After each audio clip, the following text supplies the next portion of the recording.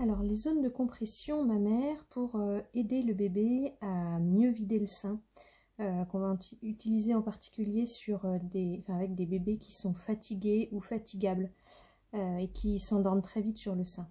Donc en fait, on va laisser le bébé suctionner. Tant qu'il déglutit, on ne fait rien, on ne touche pas au sein. Et dès que le bébé s'arrête de déglutir, dès qu'il y a plus de 2 ou 3 suctions sans déglutition, on va l'aider tout de suite. On ne va pas attendre qu'il s'endorme trop profondément. On va l'aider en venant mettre des compressions sur des lignes. Donc on va imaginer, donc ça c'est des lignes imaginaires, une première ligne, une deuxième ligne et une troisième ligne. Si le sein est de petite taille, on peut n'imaginer que 2 lignes. La troisième ligne, la ligne la plus près du mamelon, elle doit être à un travers de doigt à peu près de l'aréole. On ne doit surtout pas venir faire la compression sur l'aréole, d'accord? Ni juste à côté. Donc le bébé arrête de déglutir. On va tout de suite venir faire une première zone de compression sur la ligne la plus près du thorax. Donc on vient attraper le sein en U, comme ça, sur la ligne, et on vient appuyer. Voilà, en U. Et là, ça va faire arriver du lait dans la bouche de bébé. Donc le bébé va se remettre à déglutir au milieu de ses suctions. On maintient cette compression jusqu'à ce que le bébé, à nouveau, ne fasse plus de déglutition, ou en tout cas que les déglutitions s'espacent trop et du coup que ce soit trop coûteux en énergie pour lui. Donc dès qu'il y a plus de 2 ou 3 suctions sans déglutition, on va changer la zone. On reste sur la première ligne, mais on va venir comprimer sur une autre zone.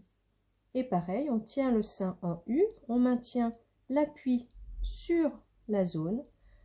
Tant que le bébé déglutit, on maintient cette compression sans bouger.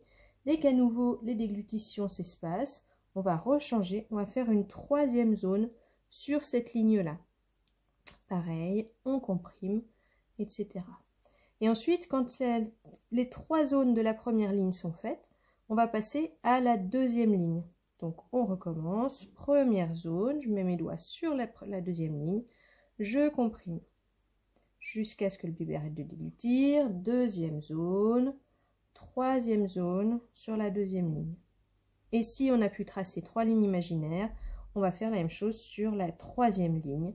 Donc en faisant bien attention de ne pas mettre les doigts sur l'aréole ou trop près de l'aréole, au risque de faire lâcher le bébé.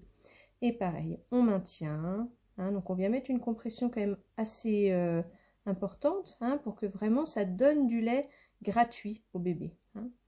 Et pareil, deuxième zone, tac, et troisième zone. Hop. Voilà, et dès que le bébé arrête à nouveau de déglutir, si il ne se décroche pas tout seul du sein, qu'il reste accroché mais qu'il ne déglutit plus, on va changer de sein et on refait pareil.